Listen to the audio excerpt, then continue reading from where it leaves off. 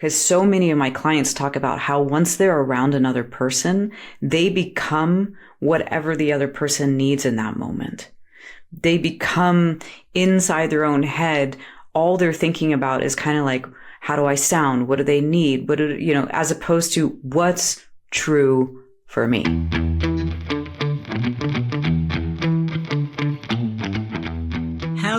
Hello. Welcome everyone to Write Your Outcome, the podcast where we learn to write our outcomes. Today, you are in for such a treat. When I met this woman, first of all, I didn't meet her in person, but I went to her website and I was so tickled with everything that was there. So I know we are in for such a good conversation. I'm going to read you her bio because she has been around a while and she's got so many good things that she's done. So Jay Moonfield, MA, is a renowned educator, coach, and author with over 20 years of experience helping individuals break free from cycles of overthinking, people-pleasing, and self-doubt. Can we just stop there? So good. As an embodiment educator, she has spent decades answering the question of how awareness of yourself from the neck down can help you stay true to yourself. This is a girl after my own heart. With a unique ability to blend theory, practice, and empathy, Jay helps people find the conviction, courage, and competence to cultivate more fulfilling relationships and lives. This is so important. More than 500,000 people have taken her courses on LinkedIn Learning. So look her up there. Her book, Teaching People Not Poses, is a global resource used in yoga.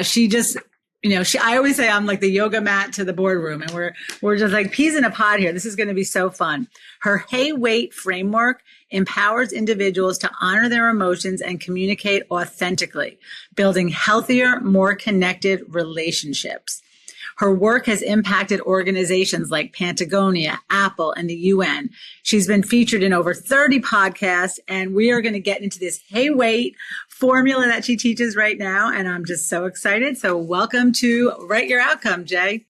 I'm so excited too. I love the energy, and this is going to be fun. Yeah. So, Hey Wait, I just love that because we're in very similar fields. So Talk about where that even came from and how you landed on that. Well, Hey Wait came from trying to distill what it is that I actually do with people. Like, I have so many people who are friends, who are clients, who say, I love you so much, and I have no idea what to tell people who you are and what you do. So Hey Wait is really the most simple distillation of the tools that I help people to use in order to do the thing that they've never actually done in their entire lives, which is ask to be considered. Mm-hmm. The people that I work with are people who typically, whether they would identify this or not, have experienced developmental trauma. So they were raised by good people who were doing their best, but they didn't get the emotional resonance that they needed. They didn't get that, I see your insides and I acknowledge them and I'm going to help you trust in them. And so they've grown into adults that people please, overthink, bend over backwards at their own expense. Yes. Because the only paradigm they have for connection with another person is, can I make you comfortable? Can I make you want to feel connected to me? As opposed to, hey, wait, I have a reality too.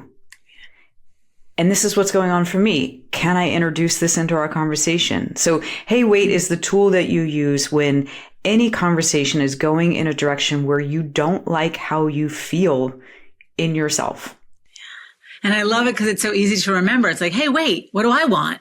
That's how I see it, right? Like, I'm so busy. I am a people pleaser. I am all those things you said. At some point in my life, I think in my 40s, I broke up with my parents because I was so busy pleasing them. And one day I was like, oh my gosh, I'm in my 40s. Hey, wait, I need to do what I want. Hey, that is the perfect hey, wait moment. Yeah. It's that. And it can be to yourself. Like you just say, hey, wait, I need to do this for me. It can also be to someone else. Hey, wait, I need to have a conversation with you.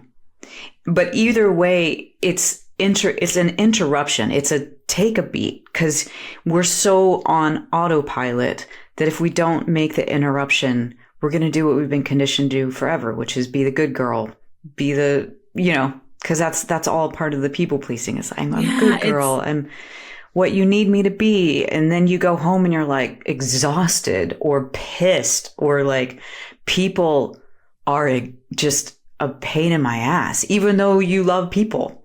Yeah. So I'm seeing myself in so much. And I got into this field because earlier in my life, I had a pretty bad temper. And it came from my upbringing. And I saw that the person in the house with the power, yelled and screamed. So I'm like, I could do that.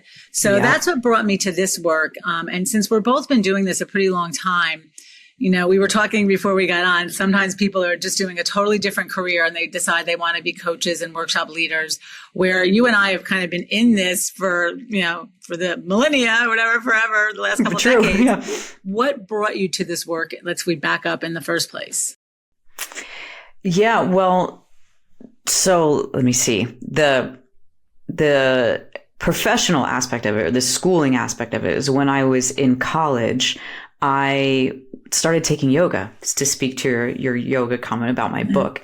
I was taking yoga, I was rock climbing, I was doing all this stuff in my body in a totally new way. And I realized it shifted the way I thought about myself. It shifted the way I thought about the world around me, shifted how I showed up in relationships. And I was like, I want to study this. I want to study the mind-body connection. And the way that you say coaching wasn't a thing in 2000, the mind-body connection wasn't a thing in 1998 when I started studying that. And so that's kind of the underlying, where I started in my career was being a facilitator of outdoor education and being a yoga teacher. It was all about, if you have awareness of yourself from your neck down, what does that change about your psychological and social and emotional well-being?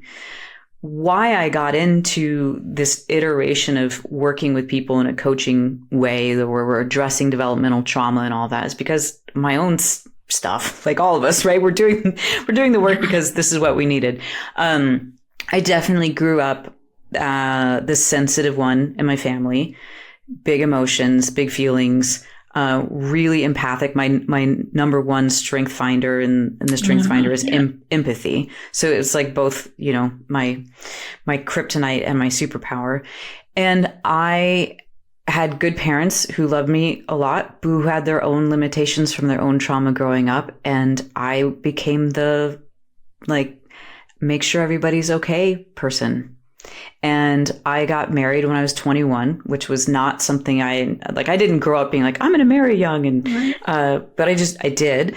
And, it ended really quickly after 2 years, because I did not know how to be committed to another person, because I didn't know how to be myself when I was close to someone else. And the marriage actually ended in me having an affair, which was so far from what the good girl in me thought was possible for me, that I was 23 years old and I was like, how did I get here? I am smart. I know better. I'm a good person. I'm kind. I loved this person. What is it about my lack of skills that put me in this situation? So that's really why I do the work I do. I need to start, first of all, you said so many wise things, but let me just land on the fact that you looked in the mirror. So many people in that situation would blame the other person, right? It's so easy to say. I was real clear it was me. It's their fault. You made me. Look how you make me feel. And you were like, well, how can I gain the skill? So that's so wise. Thank you. The other thing you said that really resonated is, your parents did the best they could. I remember being at a Jack Canfield seminar in 1997, actually in Santa Barbara. She's in California. I'm in New York. Yeah, it's really close to me. Mm-hmm. And I was in Santa Barbara. And when I really clicked in that my parents did the best they could.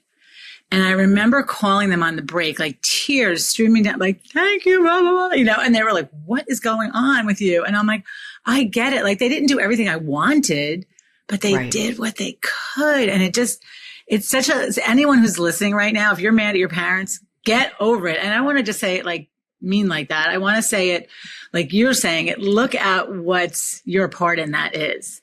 Look at how you're framing it. And let's use the, hey, wait, let's do that right now. If anyone's still mad at their parents right now, hey, wait, what would you say to them? This wasn't my fault. and it's my responsibility.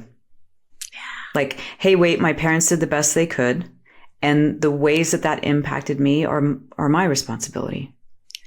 So I also want to add to the people out there who are parents. Yeah. Hey, wait, I'm doing my best.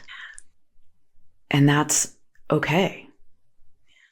That's been my mantra since I went to that seminar, is that everyone's doing their best.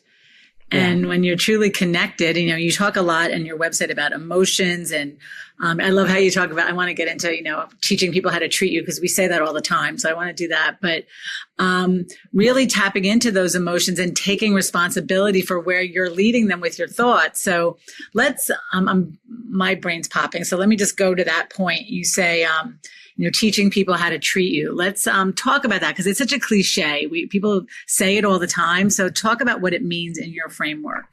Well, I'm going to go back to what I was saying earlier, that a lot of us unknowingly got this conditioning that in order to have connection with someone else, it has to be copacetic. And that's where the people pleasing comes from. Like I read you, Michelle, like I meet you and I read you and I kind of get your vibe, and I'm chameleon enough as an empathic, sensitive person to know who I need to be to make you feel comfortable. Right. And so we get conditioned into, this is how we build connection, but that's manipulation. That's attachment, right? Relating is saying what's true for me and allowing for what's true for you, and then seeing where those two things meet. So coming back then to how we teach other people to treat us, the first step of that is like recognizing that you actually are an entity in the relationship. Because so many of my clients talk about how once they're around another person, they become whatever the other person needs in that moment. They become inside their own head. All they're thinking about is kind of like, how do I sound? What do they need? As opposed to what's true for me. And that's exhausting, doing that second guessing all the time. It is exhausting. It's so exhausting, and it keeps you separate from yourself. And then because you're separate from yourself, you're not actually connected to the other person either. It's you're giving the other person like some milieu of comfort, but that's not a relationship. Yeah, I heard a saying once. It's like, I'll make myself feel bad. I want to make you feel good, but in the process, I'm making me feel bad. So that's not what we're looking for. And I have a question that came up as you're talking. Do you have brothers and sisters, and where do you fall? Older brother. He's 3 years older. I'm the oldest. So the people pleasing and the oldest, your oldest girl, he's oldest male, is an interesting thing. He's definitely a people pleaser too. We both got that one in our genes. Well, we learn really early. Like you said, we learn to calibrate to other people. Yeah. And what you're teaching is to calibrate to you and then calibrate to the other person. Yes. Yes. Because if not, there's no, what's your instrument, right? Like if you haven't calibrated to yourself, you're not getting an accurate read, nor are you connected to your inner resources that allow for you to do something that feels brave. Because asking to be considered or asking to be treated in the way you want to be treated is freaking terrifying if you're used to being the go along to get along girl.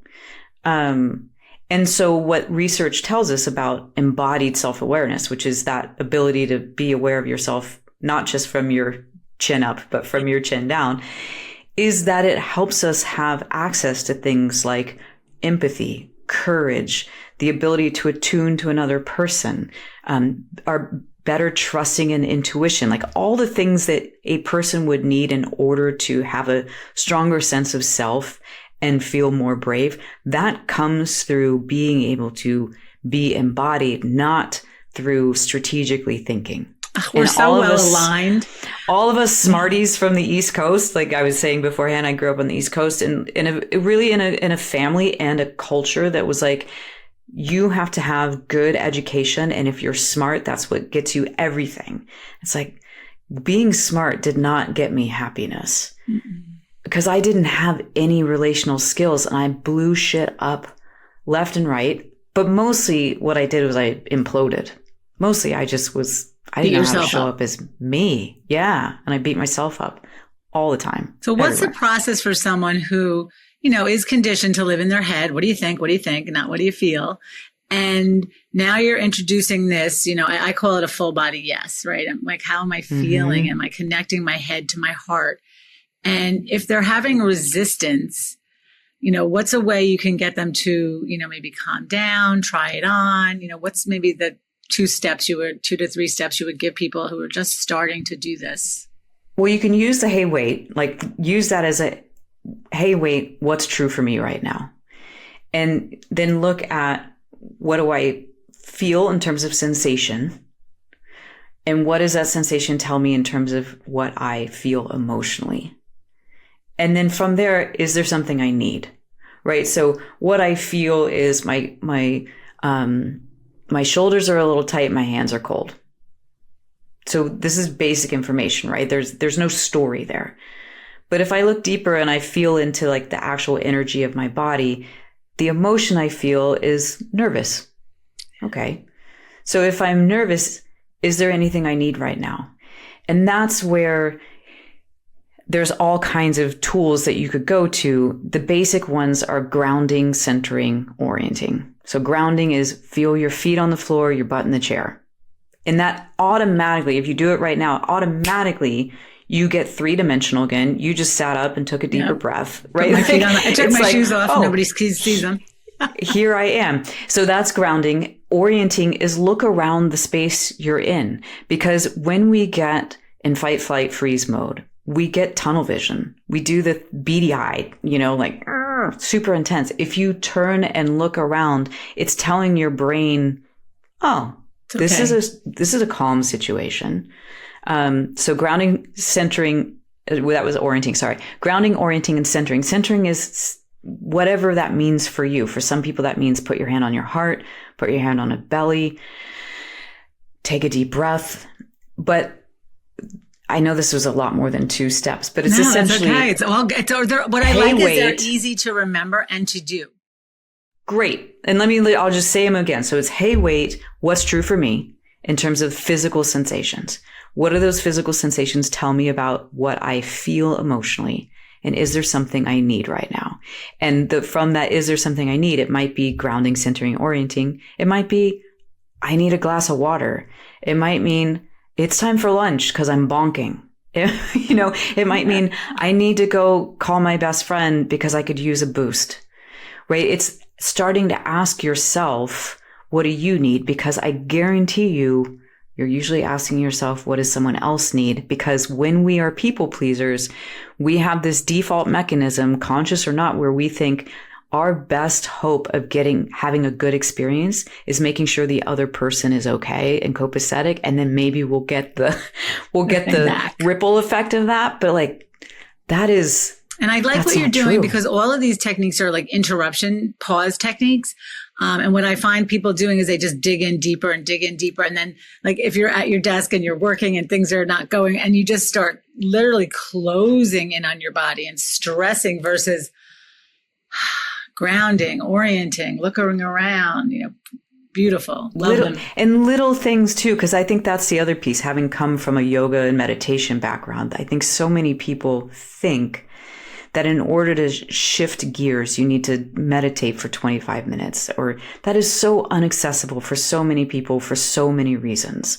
1 being time, 2 being your nervous system. And if you're already in fight or flight mode, to sit still for 25 minutes, good freaking luck. Yeah. But if you take 20 seconds to look around your room and shake your arms a little bit, it doesn't matter if you're in fight, flight, or freeze. That's completely accessible to you. And it takes 25 seconds. And it really is just just enough of a reset for you to claim a more integrated brain. I love it. And it's very, the physiology is so important. And I do some yoga. I do some meditating. I don't consider myself great at either. But what I found with people is with my meditation, I put on an app for 15 minutes.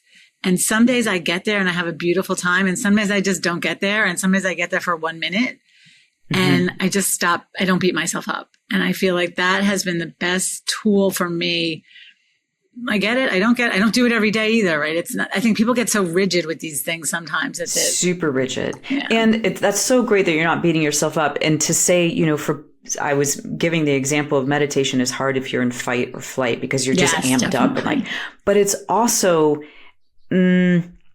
falsely easy if you're in freeze. So if you are someone who tends to shut down when you're super stressed, to sit perfectly still with your eyes closed is really easy. But it doesn't mean that you're present. Okay, so a lot of people who have more of that freeze or fawn response are very quote unquote good meditators because it looks like they can be peaceful for 20 minutes at a time and still, but really they're just used to kind of being withdrawn or disconnected. It almost sounds like they're disconnected.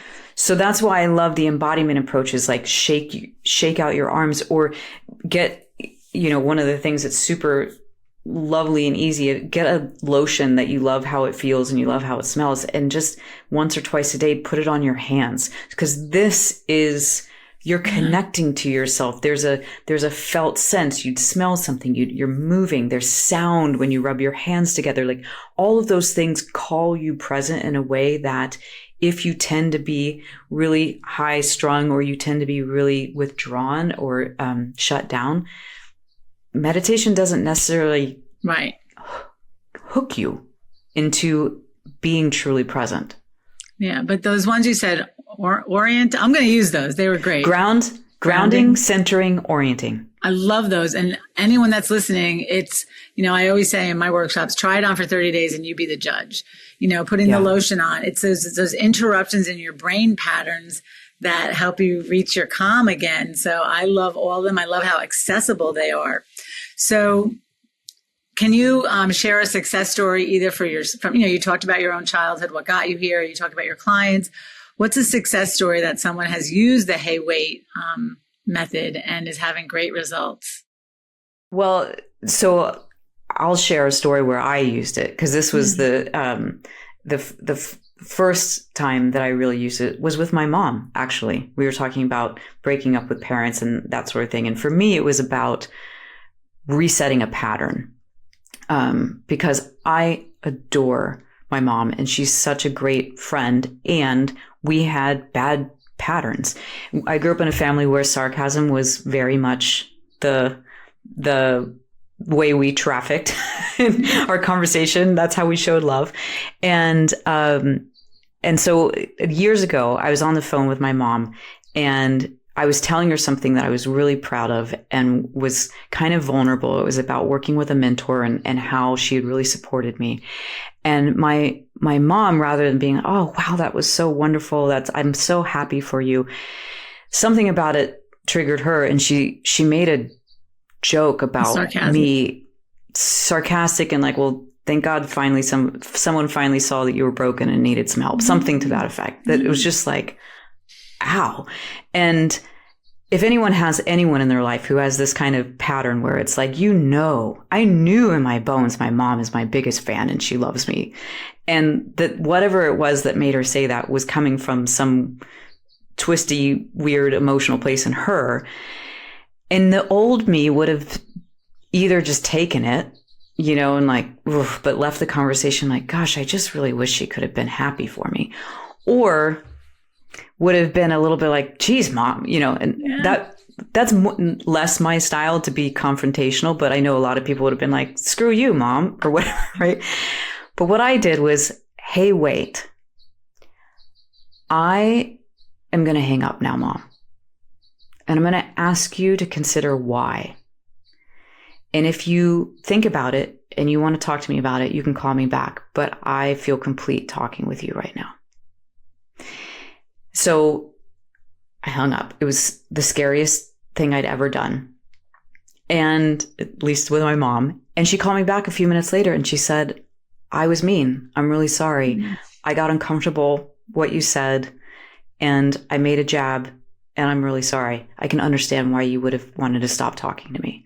So this is the reason why I share this story is because there was a moment in me where I was like, I literally don't know what to do here. Cause it was, what? Like I just said something really sweet to you and you said that.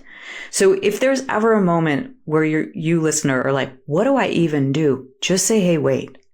Because it's like, huh? You know, like there's already been a interruption. So just name it. Hey, wait. And then what is true for you? And in this example, I said, I'm going to hang up and I want you to think about why. Because what so many of us do, and this is about teaching people how we want to be treated. So many of us say, you just said something mean to me.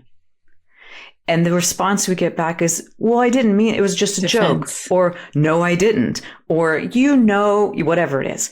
Every time we tell someone else what they did, we're going to get a defense. And if you have been the empath in your family system or in your friend system or in your work, and you keep telling other people who they are and what they're doing and how they're making you feel, they'll never learn to be considerate of you because you're telling them what they're feeling. If you say, I would like for you to consider why I'm doing this, I would like for you to consider why I might feel upset, then you're actually training them up to be a grown-up and have a mature conversation with you. That story with your mother is beautiful on so many levels. And I want to make the point too that, you know, we're sometimes mean to people we love. All of us are, if you can't admit that. So you could be mean to someone and still love them. And when I said break up with my parents, I didn't really break up with them, but similar with my dad, my dad passed away about 1.5 years ago, but my sister said we had this connection that like when he was happy, I was happy. And he was sad, I felt it. And I was pleased. I wanted to please him all the time. And I had just seen him on a Monday, and I think it was Father's Day on Sunday. And I lived 3 hours away, and he wanted me to come back. And I'm like, I just saw you all last weekend. And I had to like say, this is what I need, right? Hey, wait, you know, I just spent, 2 days with you. And he got very upset. And we went through this process. I didn't have these specific tools, but it was really honoring that the codependency was not healthy. And I needed to make different decisions. It doesn't mean that I didn't love him. It didn't mean he didn't love me. And like your mom, I love that when you really, what's the word I'm looking for? When you really confront someone in a really caring, loving way and give them some space, she came back and said, hey, I was mean. That's just totally. So and it is, it's shifted our relationship from, because it was the first time that I ever said, hey, I need you to consider what you're doing. Because I believe you don't mean to be doing that in that way. And I gave her the benefit of it was a big moment, but I was giving her the benefit of the doubt. Now, it also happens that you say, hey, wait to someone, and in whatever way is specific to your situation, you ask to be considered, and they double down on being mean. They double down on being defensive. And what I would say is, for as hard and scary as that is information for you. Because really, that's not a relationship. If you're in a codependent situation with parent, a friend, anybody, and you ask to be considered and they can't meet you there, that's not a relationship. That's an attachment. That's you trying to, if you're okay, I'm okay. And what I teach my clients to trust in is that you get to stay embodied in your own experience and say what's true for you and ask to be considered. And if someone doesn't meet you there, you're still whole. And this is a rewiring, because this is why the nervous system piece is so important, is because your nervous system will tell you, no, this is awful. You're going to die. Like, that's what it feels like. And that's the teaching people how to treat you, because you're saying, I'm honoring me and my needs. And if you want to play together, I'm willing to meet your needs, but you have to meet mine too. So in that way, you're respecting both parties. I love that. And respecting both parties, because I think the other thing that happens for us people pleasers is we do the thing that I call drop bombs on Luxembourg. Like, we're going to go along, be nice, please, please, please. And then kablooey.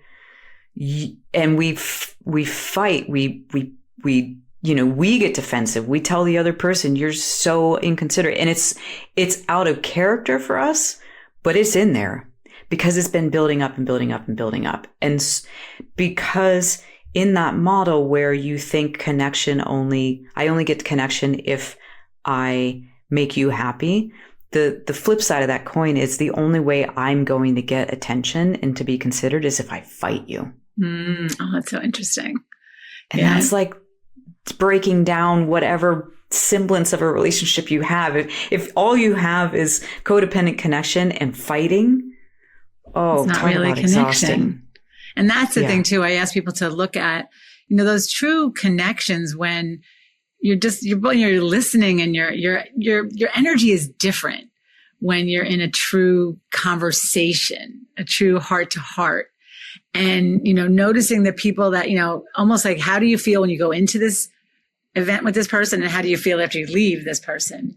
Says a lot about the relationship dynamic. Yes. And I think I always tell people, you have more influence than you know.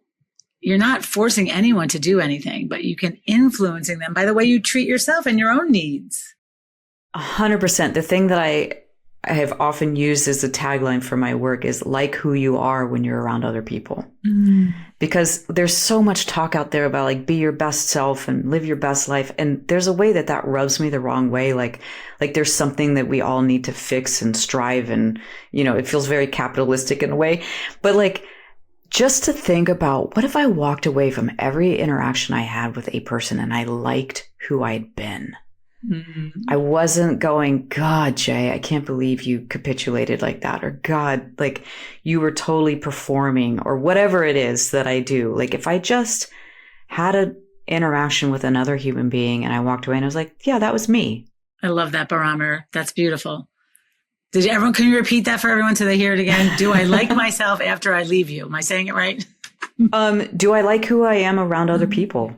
Do I have a good experience of me when I'm with someone else? What you're getting to me is like, I think about the people in my tribe that I get around some of my friends and my heart just like, it starts to get giddy because I do like who I am with them. And we could talk about some really deep topic and the next thing talk about, some, starstruck event that just happened, like something that's, but I just love the dynamic and I feel my energy rise when I'm with them. And so that's such a good barometer too. I'm thinking from what you're saying is to pay attention to, how does your heart feel, when you're with this person and are you right. And back to your point, you have more control over that than you think you do. And it doesn't come through manipulating the other person or controlling the other person or controlling the scene. It comes through how do you show up in that? How much of yourself do you let come through? How much of your needs do you feel comfortable expressing? All of that stuff. Like so much. And, you're more of a yogi, like Zen person. Our personalities we have the same information, but very different energy. Yeah. And as someone who was pretty naturally energetic and positive, I've been poo-pooed a lot, you're so positive. What's wrong with you? How much coffee have you drank? I had a woman early in my career tell me to take my pom-poms and go someplace else just because I was saying good morning every day when I walked by her desk. So I think it's interesting in our culture that we're so comfortable with sarcasm, but yet we're uncomfortable with someone who's naturally positive or, so it took me a long time in my own life to own that and to not understand that. Bring it down too much. So I think to anyone listening, I gave a workshop on Sunday and this woman said, I'm a very Zen person. I'm not very energetic. And I'm like, it's your energy brand, but as long as it's genuine to you and you feel good in your brand, that's, where you have to go with it versus I like what you said, performing or, trying to be something for someone else. Right. Because I know I can be very grounded and calm, but when I'm comfortable, I'm silly and I'm playful and, I don't get loud very much, but I have a broad spectrum of energy. And when you said that, it made me think, so many people think of being grounded or being centered or being calm as being this very narrow bandwidth of what that looks like. And it's like, no. That's why I love talking about it in terms of presence, because your presence has a lot of sparkle and energy to it. And my presence has a little bit more of a like grounded, quieter, but it's all good. And I feel you. That's what it is. Like what I care about and when I often will cue my clients on when I'm working one-on-one with them or in a group is like, hey, Michelle, right there. when you just said that, I could feel you. It's when you feel someone's resonance match the way they're showing up. And that, I think, is beautiful. And I love it. And I think, we to honor everyone where they are on this journey, and everyone, we're all very different. And then it comes to me from the work. Earlier in my career, I damped down. I was, Michelle, you talk too much, you talk too loud, slow down, be quiet. So I tried to shift who I was to be more, I don't know, corporate or whatever I was expected of me. I was performing.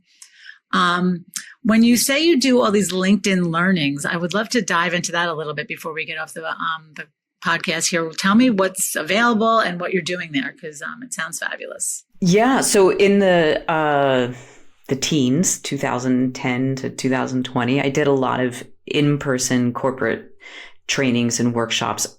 And the buzzword then was resilience. But really the foundation of all it is, can you find embodied self-awareness, and how does that impact how you show up at work as a leader and as a collaborator? Learning how to regulate your nervous system. We've been talking about it and kind of touching on it here and there, but actually recognizing how much your nervous system influences the way you experience yourself, the way you experience others, and the way you experience the world around you. And so I have a course there on learning how to regulate your nervous system. I have a course on embodied confidence, which is essentially saying, you can still be nervous and scared and show up with confidence. Confidence isn't a black and white scale. But my most popular course there was the first one I did, actually, which is managing your emotions at work. And that one happened to come out in 2020, which was a year where people needed to understand, what the hell do I do with all these big feels I'm having at work? So yeah, all of the courses are what I used to teach in person in these corporate trainings. And I've been lucky enough to be able to put them into these just incredibly well packaged, easily digestible pieces of information that you can take on your own time and really look at these foundations of understanding how to work at the level of your body and your nervous system so that you can access more emotional intelligence, more relational intelligence, more confidence, all of those pieces that make you have a better experience of yourself at work. It's so important. And it's my life's work also. It's teaching people, I always say, to connect their head to their heart. We've always been like you said, from the neck up, what do you think? And logical. I encourage everyone to go on her website. When I got introduced to her for the podcast, I went on her website and I clicked on one of the videos, and it was me. I saw myself in the video. It was, I don't know. I'll tell you my story. I can't remember the exact video, but when I was first married, my parents were between homes. I was newly married. I was young. And I thought, just come live with us. It'll be 3 months. What's the big deal? My younger self was not wise enough to ask my husband if this was a good idea. So when I told him my parents were coming to live with us for 3 months, it didn't go over so well. And as soon as I put in that video, I just laughed. I was like, oh my gosh. I mean, older, wiser, learning the lessons. But you immediately hooked me, in the beginning of the video with the issue and how it plays out and the emotions of it. So talk us through, if we have to do something with our spouses, talk us through some tools to use when we have to maybe ask our spouse for something we don't think they're on board with. They might not be on board with. Well, it's funny because the video that you're talking about, I was giving a talk on stage, and the story was essentially, that just what you said. Imagine that your spouse came home and said, by the way, my parents are going to come live with us for whatever, 3 months, 6 months. And that many people's response would be, I can't believe it, and you're just starting screaming and you're fighting. But that, if you get to say to yourself first, hey, wait, what, like before you let your nervous system take you into fight mode and just be like, you can't believe you did that. What the hell were you thinking? Right. Hey, wait, what is true for me? Because first you recognize you're mad. But if you then ask, why am I mad? You're mad because you didn't get asked. You're mad because you didn't get considered. You're mad because you thought you were a partnership, and this feels like a betrayal of that. And so if you can give yourself that, hey, wait, that extra few beats to just say what is true for me. and speak what is true for you. It's coming back to that same thing is it's always, hey, wait, I. It is never you. It's never you did this. You're such a jerk. So if you're wanting to communicate with your partner differently, it really is about getting behind your own eyes. And as you know, here's the thing I was going to say. When my clients come to me and they tell me a story like this, like, for example, if you had been my client, you'd come in and it was the roles were reversed. And you said, my husband just came into the house and he was like, oh, my parents are coming to live with us for 3 months. And I was like, what the hell? And I got so pissed. And you would tell me I was pissed because he didn't even ask me. And you would then say to me, that feels like a betrayal. Like, we always talk about these things. And so then I'll say to you, like, what did you tell your husband? You're like, well, I told my husband, screw you. Yes. Like, So good. so if you have the wherewithal to be able to tell your best friend or your coach or the person that you're bitching to, this is what he did and this is what it felt like to me, just start there with the other person, with the person in it. This is what just happened. When you came home and said your parents are going to come live with us for 3 months, I didn't feel considered. And we're just not used to communicating that way to the person we're in the experience with. We'll go tell everybody else, he did that and I can't believe he didn't even ask me. But you wouldn't say, I am upset right now because you didn't ask me. And that is received so much differently. I've learned this over my career, which is so why much different. Now. But when I was younger, I didn't know it, right? I just sparked, and I have a lot of energy, so I spark quick. But I tease now. I also simmer quick, because it's you taking that beat, the hey wait, to say what's the for me it's right the outcome. What's the outcome I want here? If I want this good relationship with this man I adore, then I need to have a different reaction, or communicate differently. So much good stuff, and I think I know for me it's like a muscle that. It just took, in the beginning when I learned this kind of stuff with the EQ and taking the beat, I didn't call it hey wait back then, but I love the new terminology that I'll be using. It was, I was almost angry that I learned it because it forced me to take responsibility. Totally. It was so easy to go, oh, you made me. And it's Spanish and Italian and we're just crazy people. And for a while I was like, this stupid stuff that I'm learning is, forcing me to look in the mirror. Oh, I get it. Yeah, I get it. That's so good. Oh my gosh, Jay, is there anything else you want to leave us with? Some words of wisdom and then to tell us where people can find you? Well, the thing that I always say at the end of my podcast, and it's what I'll say here. These are my words of wisdom I'll leave people with. Your insides matter and the right people will meet you there. So stay with yourself. And I feel that. That's absolutely beautiful. Thank you for receiving that. I see you feel that. I do. Yeah. I could talk to you all day because I love this stuff. So tell us where people can find you and any announcements you want to make before we finalize this. Yeah, people can find me at my website, which is my full name, jmoonfields.com. And on there's links to my LinkedIn courses and the signature coaching program I have, as well as there's a quiz, a free quiz you can take about what kind of overthinker you are, because love it. Okay. Everybody go online and take that quiz. Everybody's an overthinker of some sort. And then I'm on Instagram at Hey Wait with Jay. Excellent. Thank you so much. This has been an absolute pleasure. Same. Thank you.